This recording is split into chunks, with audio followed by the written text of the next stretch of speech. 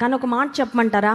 మీ దినాన్ని దేవునితో ప్రారంభించగలిగితే, దేవునికి ఇచ్చే సమయం ఆయనకు నువ్వు ఇస్తే, he will bless you in your work.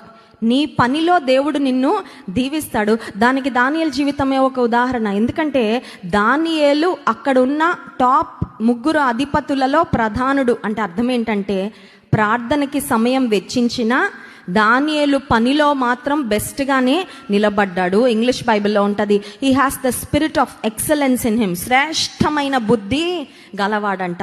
Mind, హృదయం మంచిది.